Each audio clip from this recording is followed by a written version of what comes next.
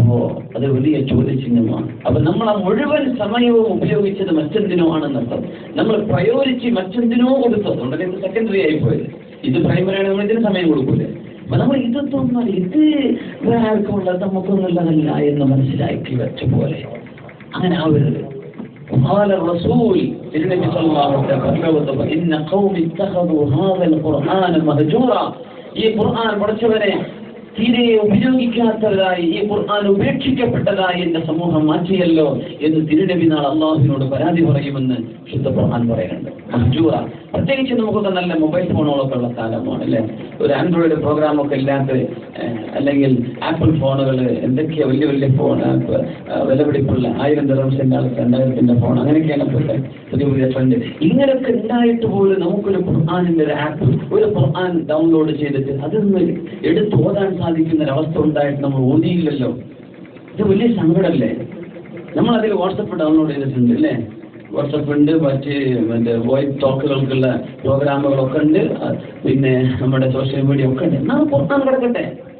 രാവിലെ ജോലിക്ക് പോവാണ്, നമ്മൾ മെട്രോയിൽ കയറിയിരിക്കുകയാണ്, മൊബൈലിൽ എന്ത് ഓപ്പൺ ചെയ്യാൻ. നമ്മൾ ഖുർആൻ വുദു വേണം, ഖുർആനിനോട് ബഹുമാനിക്കണമെങ്കിൽ വുദു ആവശ്യമാണ്. ലാ യമസ്സുഹു ഇല്ലൽ മുതഹ്ഹറൂൻ, ഖുർആൻ തൊടണമെങ്കിൽ വുദു വേണമെന്ന് നിർബന്ധമാണെന്നാണ്. പക്ഷേ മൊബൈലിൽ നമ്മൾ ഡൗൺലോഡ് ചെയ്യുന്ന ഖുർആൻ അത് ഓപ്പൺ ചെയ്യണമെങ്കിൽ വുദുവിന്റെ ആവശ്യമില്ല. വുദു ഇല്ലാതെയും ഒരാൾക്ക് എന്ത് ചെയ്യാം, തൊടാൻ പറ്റുമെന്നാണ് ആലിമിന് കൊടുത്തിട്ടുള്ള ഫത്വ. പക്ഷെ നമുക്ക് വുദു ഉണ്ടാവൽ വളരെ നല്ലതാണ്. എപ്പോഴും ദാഹിബുൽ വുദു, നമ്മൾ നിത്യ വുദു ഉള്ള ആളുകളായിരിക്കണേ. പക്ഷേ വുദു ഇല്ലെങ്കിൽ പോലും നമുക്ക് ഈ മൊബൈലിൽ നിന്ന് ഖുർആൻ ഓതാൻ പറ്റും. ഒരു 10 മിനിറ്റ് വെയിറ്റ് ചെയ്യാൻ ഖുർആൻ ഓതാം. നമ്മൾ എവിടെയെങ്കിലും ഒരു ക്യൂ നിൽക്കുകയാണ്, ഖുർആൻ ഓതാം. എവിടെയെങ്കിലും നമ്മൾ ബസ് സ്റ്റേഡിലിരിക്കുകയാണ്, ഖുർആൻ എടുത്ത് നോക്കും. ഒരല്പം നമ്മൾ കണ്ണ് ഈ ലോകത്ത്, എനിക്ക് തോന്നുന്നു പ്രവാസ ലോകത്ത് നമുക്ക് അമൽ ചെയ്യാൻ പറ്റിയില്ലെങ്കിൽ നാട്ടിൽ പോയാൽ തീരെ പറ്റില്ല. അതാണ് ഇവിടെ ദുബൈയിൽ നിന്നിട്ട് നമുക്ക് നിസ്കാരവും നമ്മുടെ ഖിറാഅത്തും നമ്മുടെ ഖുർആനുമായുള്ള ബന്ധപ്പെടലും ഇവിടെ നടക്കണില്ലേ, നാട്ടിൽ തീരെ നടക്കില്ല. നിങ്ങൾ ഇവിടെ റമദാൻ ചെലവഴിച്ചിട്ട് നാട്ടിൽ പോയി റമദാൻ നോക്കി, റമദാനിൽ പാങ്ങിലെത്താൻ അല്ലേ ഭാഷ പറഞ്ഞാൽ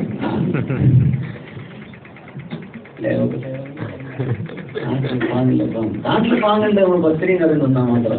ഇബാദത്തിന്റെ വിഷയത്തിൽ ഇവിടെയാണ് നല്ലത് അല്ലേ. ആ ഒരു ഖിയാമുൽ ലൈലും ആ മനോഹരമായ ഖിറാഅത്തും റമദാനിന്റെ ഒരു ഉണർവും. നാട്ടിലെ ഇശാരെയും ലേറ്റെല്ലാം കൂട്ടിപ്പോയില്ലേ, കൂടെന്ന് പറയാൻ കൂട്ടല്ലേ, പള്ളിയല്ല കഴിഞ്ഞു, പിന്നെ രാവിലെ തുറക്കുള്ളൂ. ഇവിടെ നല്ല നിരന്തരമായ പള്ളികളൊക്കെ സജീവം, എന്തോ ഒരു രസകരമായ ഒരു വളരെ സ്പിരിച്വൽ അറ്റ്മോസ്ഫിയർ നാട്ടിൽ കിട്ടൂല. അപ്പൊ നമ്മൾ അവിടെ എത്തിക്കുന്ന, അത് ഞാൻ പറയുന്നത് ഇവിടെ അമൽ ചെയ്യാൻ പറ്റാത്തത് നാട്ടിൽ ചെയ്യാൻ പറ്റൂല. ഇനി ഒന്നുകൂടെ പറയുന്നത്, ഷാബാൻ മാസമായി, ഷാബാനിൽ ഖുർആൻ ഓതാൻ പറ്റാത്തവന് റമദാനിൽ ഓതാൻ പറ്റില്ല. ഇപ്പോ സുന്നത്ത് നോമ്പൊക്കെ എടുക്കാത്തവന് റമദാനിലെ നോമ്പ് ഭയങ്കര ഭാരമായിരിക്കും. ഇവിടെ കുറച്ച് നല്ല കാര്യങ്ങൾ ഇപ്പൊ തുടങ്ങിയില്ലെങ്കിൽ റമദാൻ നേരത്തെ എന്നിട്ട് ഞാൻ എന്റെ കണ്ണൊക്കെ ശരിക്കും മൂടിക്കെട്ടാൻ പോവാണ്, നടക്കൂല. അത് വെറുതെ പറയണത്. ഷാബാൻ പെട്ടെന്ന് കഴിഞ്ഞു പോകും. റജബ് കഴിഞ്ഞല്ലോ, ഷാബാൻ പെട്ടെന്ന് കഴിയും, റമദാൻ അതിലും പെട്ടെന്ന് കഴിയും. വളരെ നമ്മൾ പ്രതീക്ഷിച്ചുകൊണ്ടിരിക്കും റമദാൻ സ്വീകരിക്കാനുള്ള അഖിലൻ റമദാൻ പ്രോഗ്രാമുകളൊക്കെ ഉണ്ടാവും. പക്ഷെ റമദാൻ വരാൻ പോലും കഴിഞ്ഞിരിക്കും. അപ്പൊ നമ്മൾ ഈ പ്രവാസ ലോകത്ത് എന്ത് ചെയ്യണം, ഖുർആനുമായിട്ട് അടുക്കണം. ഇവിടെ നാട്ടിൽ നിന്ന് കേടുവന്നു പോയൊരു നന്നാവുന്ന സ്ഥലമാണ് നമ്മുടെ പ്രത്യേകിച്ച് ദുബൈ, ഗൾഫ് നാടുകളൊക്കെ. നാട്ടിൽ നിന്ന് കേടൊന്നും കേട്ടോ, നാട്ടിൽ നിന്ന് കേടരാത്തവർ ഇവിടെ നിന്ന് കേടുവരുന്ന നാടുമാണ് ചിലപ്പോൾ. രണ്ടുമുണ്ട്. എന്നാൽ സ്റ്റഡി പ്രോഗ്രസ് നിലനിർത്തുന്നവരുണ്ട്. നാട്ടിലും കുഴപ്പമില്ല, ഇവിടെയും കുഴപ്പമില്ല, അങ്ങനത്തെവരുണ്ട്. നാട്ടിലും കുഴപ്പക്കാരാണ്, ഇവിടെയും കുഴപ്പക്കാരാണ്. അത് കുറച്ചുള്ളൂ, ചെറിയ ശതമാനമുള്ളൂ. അപ്പോ ഇവിടെ നമുക്ക് എന്ത് ചെയ്യണം, ഖുർആൻ ഓതാൻ സാധിക്കും. നാട്ടിൽ പോയാൽ നടക്കൂല. നാട്ടിൽ നമ്മൾ സൽക്കാരത്തിന് പോകാനേ നേരമുള്ളൂ. ആകെ കല്യാണം, സൽക്കാരം, കുട്ടിയുടെ മുടികളിക്കല്, അവിടെ ചോറ് കൊടുക്കല്, ഇവിടെ ഭക്ഷണം കൊടുക്കല്, ഇങ്ങനെ നിരന്തരം നടന്ന് നമുക്ക് നിസ്കാരം ശരിയാവില്ല. രാത്രി നിസ്കാരം തഹജ്ജുദ് നഷ്ടപ്പെട്ടു പോകുന്നു, വിത്തർ നടക്കൂല, രാവിലെ ദുഹ നടക്കൊന്നും നടക്കാത്ത അവസ്ഥ. അതുകൊണ്ട് ഖുർആനുമായിട്ട് നടക്കി നമ്മളൊക്കെ. അള്ളാഹു നമുക്ക് ഇതിന് ഭാഗ്യം തരട്ടെ. അത് നമ്മുടെ മനസ്സിലേക്ക് കയറിയാൽ ഒരു വലിയ ആനന്ദം വരാനുണ്ട്. ആ ആനന്ദം നമ്മുടെ നിസ്കാരത്തിൽ രസം തോന്നും. നമ്മുടെ രാത്രി നിസ്കാരത്തിൽ ആനന്ദം, നമ്മുടെ ഖൽബിന് ശിഫയാണെന്നാണ് നമ്മുടെ സംവിധാന സാഹിബ് ഒരു ആയത്ത് ഓർമ്മ വന്നു. وَنُنَزِّلُ مِنَ الْقُرْآنِ مَا هُوَ شِفَاءٌ وَرَحْمَةٌ لِّلْمُؤْمِنِينَ وَلَا يَزِيدُ الظَّالِمِينَ إِلَّا خَسَارًا. وَنُنَزِّلُ مِنَ الْقُرْآنِ, ഈ വിശുദ്ധ ഖുർആനിൽ ഞാൻ നിങ്ങൾക്ക് ഇറക്കി തന്നുകൊണ്ടിരിക്കുകയാണ്. മാ ഹുവ ശിഫാഉൻ വറഹ്മ, നിങ്ങൾക്ക് കരുണയും ശിഫയുമുണ്ട്. Cure and mercy. അള്ളാഹു നിങ്ങൾക്ക് ശമനം തരുന്നുണ്ട്. അതിനർത്ഥം നിങ്ങൾക്ക് ചില അസുഖങ്ങളുണ്ട്, ആ അസുഖങ്ങൾക്കുള്ള ശിഫ മരുന്ന്, അതിന്റെ മരുന്ന് കിറ്റാണ് ഖുർആൻ. നിങ്ങൾക്ക് നിസ്കാരത്തിന് കോൺസെൻട്രേഷൻ വരുന്നില്ല, നിങ്ങൾ കണഞ്ചുറക്കുള്ള പെണ്ണ് മുമ്പ് കൂടെ പോവുകയാണെങ്കിൽ നോക്കി പോവുകയാണ്, അല്ലെങ്കിൽ എന്തെങ്കിലും അശ്ലീലമായ ചിത്രങ്ങൾ നോക്കുകയാണ്, അശ്ലീലമായത് കാണുകയാണ്, സിനിമ കാണാതിരിക്കാൻ പറ്റുന്നില്ല, അല്ലെങ്കിൽ വെറും ഫുൾ ടൈം മ്യൂസിക്കിന് അഡിക്റ്റ് ആണ്, ഒന്നും ചെയ്യാൻ പറ്റുന്നില്ല, ഇങ്ങനെ കണ്ടോ നിങ്ങൾ ഖുർആൻ കേൾക്കി, നിങ്ങളുടെ അസുഖത്തിന് ശിഫ തരുന്നുണ്ട്. ആദ്യം അതൊരു അസുഖമാണ് മനസ്സിലാക്കണം, അതാണ് വിഷയം. അതിനൊക്കെ ശിഫ ഈ ഖുർആനിലുണ്ട്. നിങ്ങൾക്ക് റഹ്മത്തുമുണ്ട്. ഒരു അസുഖമില്ലാത്ത ആളാണ്, നിങ്ങൾക്ക് പിന്നെ ഖുർആൻ, നിങ്ങൾക്ക് ശിഫ കൊണ്ട് ആവശ്യമില്ല, നിങ്ങൾക്ക് രോഗമല്ല, നിങ്ങൾക്കിത് റഹ്മത്താണ്, നിങ്ങൾക്ക് റഹ്മത്ത് ഒന്നുകൂടി. അത് അനുഭവിച്ചറിയേണ്ട ഒരു വിഷയമാണ്, നിങ്ങളെ അനുഭവിച്ചറിയേണ്ട ഒരു വിഷയമാണ്. ഖുർആനുമായി ബന്ധപ്പെട്ട് മനസ്സിന് കിട്ടുന്ന ഒരു തെറ്റ് ചെയ്താൽ മനസ്സ് പടക്കുന്ന, ഒരു തെറ്റ് സംഭവിച്ചു പോയാൽ നമുക്ക് ഒരു തരം വൈവറിങ്, മനസ്സിലൊരു പടക്കൽ വരും, പിന്നെ നമുക്കൊരു സമാധാനം കിട്ടൂല. നേരെ മറിച്ച് അള്ളാഹുലേക്ക് ഓടിയ ആരെ പേടിച്ച് നമ്മൾ അയാളത്തേക്ക് വരില്ല. ദുനിയാവിൽ എങ്ങനെയാണ് ഒരാളോട് പേടിന് അയാളത്തേക്ക് വരില്ല, അങ്ങനെയല്ലേ? നമ്മളെ കാശ് പുസ്തകം വിചാരിക്കുക, നമുക്ക് കുറെ പേടിയാണെങ്കിൽ നമുക്കൊക്കെ വരുമോ? പേടിക്കേണ്ട ആളൊന്നല്ല. പക്ഷെ നമ്മളങ്ങനെ പേടിയുണ്ടെങ്കിൽ ആളത്തേക്ക് വരില്ല. നമ്മുടെ ഒരു മാനേജറാണ്, നമ്മുടെ ഒരു സൂപ്പർവൈസറാണ്, നമുക്ക് അയാളോട് ഇഷ്ടമല്ലെങ്കിൽ പേടിയാണ്, നമ്മളുടെ മുമ്പിൽ വരും. അള്ളാഹുവിന്റെ വിഷയം നേരം അള്ളാഹിനെ പേടിയുണ്ടെങ്കിൽ അള്ളാഹിനടുത്ത് തന്നെ വരേണ്ടതാണ്. നിന്നിലേക്കല്ലാതെ ഓട്ടമില്ല പടച്ചവന്. നിന്നെ പേടിക്കോ, നിന്റെ അടുത്തേക്ക് ഞങ്ങൾ ഓടേണ്ടി വരും, നിന്റെ അടുത്തേക്ക് ഞങ്ങൾ ഓടി വരികയാണ്. അപ്പൊ അള്ളാഹുവിന്റെ അടുത്തേക്ക് തന്നെ ഓടി വന്നാലേ അള്ളാഹുവിനെ സംബന്ധിച്ചുള്ള പേടി പോവുള്ളൂ. അള്ളാഹുവിനെ പേടിയുണ്ടോ റബ്ബിന്റെ അടുത്തേക്ക് ഓടി വരണം. അപ്പൊ മനസ്സിന്റെ കിട്ടുന്നൊരു വല്ലാത്തൊരു റാഹത്തുണ്ട്, അത് നിങ്ങൾ ആസ്വദിക്കണം. അത് ഞാൻ പറഞ്ഞാൽ നമുക്ക് മനസ്സിലാവില്ല, അത് നിങ്ങൾ എത്ര വേള പറഞ്ഞാലും നിങ്ങൾക്കത് മനസ്സിലാവാൻ പോകുന്നില്ല. നിങ്ങളൊന്ന് പ്രാക്ടിക്കലായിട്ട് ചെയ്യേണ്ട ഒരു വിഷയം. അതുകൊണ്ട് എന്ത് ചെയ്യാം, ഈ ഒരു ഷാബാൻ മാസം നമ്മൾ മ്യൂസിക്കൊക്കെ ഒന്ന് മാറ്റി വെച്ചിട്ട്, അതിന് മ്യൂസിക് കേൾക്കാൻ തോന്നാണ്, വേഗം പ്ലഗ് ചെയ്യുക ഖുർആൻ. ഷെയ്ഖ് സുദൈസിയുടെ, ഷെയ്ഖ് ഹഫാസിയുടെ, ഷെയ്ഖ് മിൻഷാവിയുടെ, ഷെയ്ഖ് തൻതാവിയുടെ, ഖബ്ലാവിയുടെ, അല്ലെങ്കിൽ ബുഖാത്തിർ എന്നത്, ഇങ്ങനെ ഒരുപാട് കാര്യങ്ങളുണ്ട്, ഒരുപാട് റെസൈറ്റേഴ്സ്. അവരുടെയൊക്കെ ഖുർആനിന്റെ ആപ്പ് കൊണ്ട് ഡൗൺലോഡ് ചെയ്യാൻ പറ്റും. ഒന്ന് കേട്ടുകൊണ്ടിരിക്കുക ഇയർഫോൺ വെച്ചിട്ട്, അല്ലെങ്കിൽ വാഹനത്തിലാണെങ്കിൽ അങ്ങനെ നിങ്ങൾ ഒരു മാസം കൊണ്ട് ട്രൈ ചെയ്യുക. ഒരു ഇൻഷാഅല്ലാഹ് പറയാൻ ധൈര്യം ഉണ്ടാവില്ല. എന്തിനാ പറഞ്ഞത്? വാഹനമുള്ളവർക്ക് ഇത് വളരെ ഈസിയാണ്. വാഹനം അല്ലാഹു ചെയ്ത വലിയൊരു നിയമത്തല്ലേ. ഒരു സ്വിച്ച് ഇട്ടാൽ തണുത്ത കാറ്റും, അടുത്ത സ്വിച്ച് ഇങ്ങനെ ട്യൂൺ ചെയ്താൽ ഹോട്ട് എയറും ഇതൊക്കെ ഭയങ്കര നിയമത്തല്ലേ. എത്ര വലിയ നിയമത്താണെന്ന്. നമ്മൾ വാഹനം എയർ കണ്ടീഷൻ ചെയ്ത് പോവാന്ന് പറഞ്ഞാൽ ഒരു ബട്ടൺ അമർത്തിയിട്ട് തണുത്ത കാറ്റ് വരെ നമ്മൾ എന്ത് ചെയ്തു? എങ്ങനെ ഇതിനൊക്കെ അല്ലാഹു ശുക്ർ ചെയ്യാൻ പാട്ടെടുക്കാം. നാട്ടിലൊരു ആക്സിഡന്റ് ആയിട്ട് 2 ചെറുപ്പക്കാർ കാർ ക്രാഷിൽ മരിച്ചിരിക്കുകയാണ്. വളരെ ഫേറ്റൽ ആക്സിഡന്റ്, എന്താണ് മരിച്ചു. അവര് മയ്യത്തെടുക്കാൻ വേണ്ടി ചെല്ലുമ്പോൾ കാറിൽ ലൗഡ് മ്യൂസിക്കാണ്, കാർ ക്രഷ് ആയിട്ടുണ്ട്. പക്ഷെ ലൗഡ് മ്യൂസിക് വെച്ച് പോയിട്ട് അതിനാണ് ഈ മരിക്കണത്. നിങ്ങൾ ആലോചിച്ച് നോക്കി, അവസാനം ഒരു കെലിമയെല്ലാം ഓർമ്മ വരും. അവസാനം അള്ളാഹിനെ പറ്റി ഈ പാട്ടിലേക്ക് വരുന്ന ഒരുതരം വ്യഭിചാരത്തിലേക്കുള്ള ചിന്തകളാണ്. നമ്മൾ മനസ്സിലാക്കണം. നമ്മൾ സംഭവിച്ചാലും ഇല്ലെങ്കിലും ഒരുതരം മനുഷ്യനെ ഒന്ന് വൈകാരികമായി ഉത്തേജിപ്പിക്കലാണ് പാട്ടിന്റെ അവസാനത്തെ റിസൾട്ട്. അതാണ് അല്ലേ? നിങ്ങൾ സിനിമ പാട്ടുകളും അല്ലാത്ത പാട്ടും നല്ല അള്ളാഹിനെ പറ്റി വേണ്ട പാട്ടിനെ പറ്റി എന്തെങ്കിലും വിശേഷിച്ച് പറയേണ്ട ആവശ്യമില്ലല്ലോ. അല്ലാത്ത പാട്ടുകളൊക്കെ ഒരുതരം വൈകാരികത നമ്മുടെ മുമ്പിലേക്ക് ഉണ്ടാക്കി തരലാണ്. അല്ല അതിന്റെ ലക്ഷ്യം. അതുകൊണ്ടാണ് റുഖിയത്തുൽ ജിന ഇത് വ്യഭിചാരത്തിന്റെ മന്ത്രമാണ് എന്ന് പറയാൻ കാരണം ഉടമാക്കെ അങ്ങനത്തെ അവസ്ഥയിൽ നമ്മൾ മരിക്കാൻ വിചാരിച്ചു. പ്രത്യേകിച്ച് ദുബൈ റോഡുകളൊക്കെ എപ്പോഴും നമ്മൾക്ക് മരണത്തിന്റെ 1 ഇഞ്ച് 1.5 ഇഞ്ച് ഗ്യാപ്പിലേക്ക് യാത്ര ചെയ്യുന്നത് അല്ലേ? നമ്മുടെ സൈഡിലൂടെ പോകുന്ന വാഹനങ്ങൾ അവരൊക്കെ ഡബിൾ ഇൻഷൂർ ചെയ്ത് പോകുന്നവരെ കുത്തി അവൻ മരിച്ചാൽ ഇന്റെ വാഹനത്തിന് കുഴപ്പം പറ്റില്ലല്ലോ എന്ന് വിചാരിച്ച് ഓടിക്കുന്ന ആൾക്കാരുണ്ടോ നമ്മുടെ സൈഡിലൊക്കെ?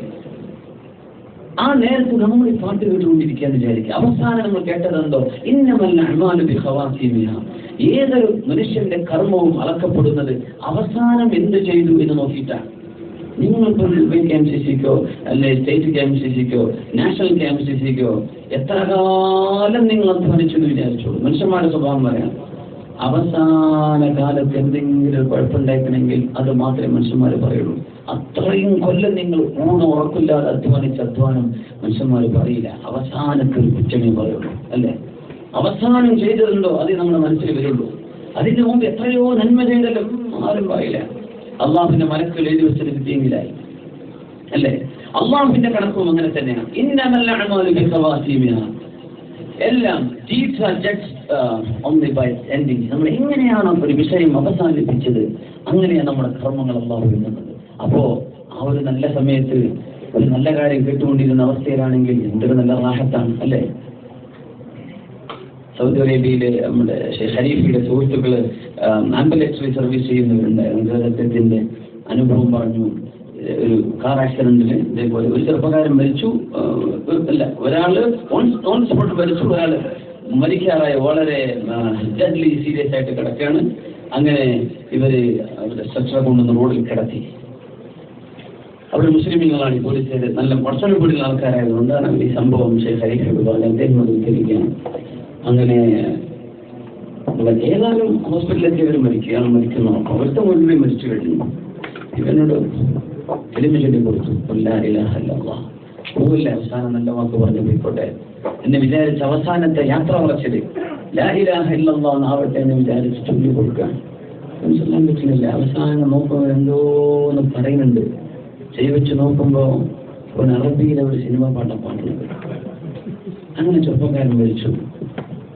ഈ രണ്ട് പോലീസ് ഉദ്യോഗസ്ഥന്മാരും ദിവസങ്ങളോളം കരഞ്ഞു സംസാരിച്ചിട്ട് ആ ചെറുപ്പക്കാരൻ കെലിമ ചൊല്ലാൻ തോന്നിയിട്ടുണ്ടായില്ലല്ലോ. നമ്മൾ പറഞ്ഞെടുത്തണം, ചൊല്ലാൻ പറ്റിയില്ലല്ലോ.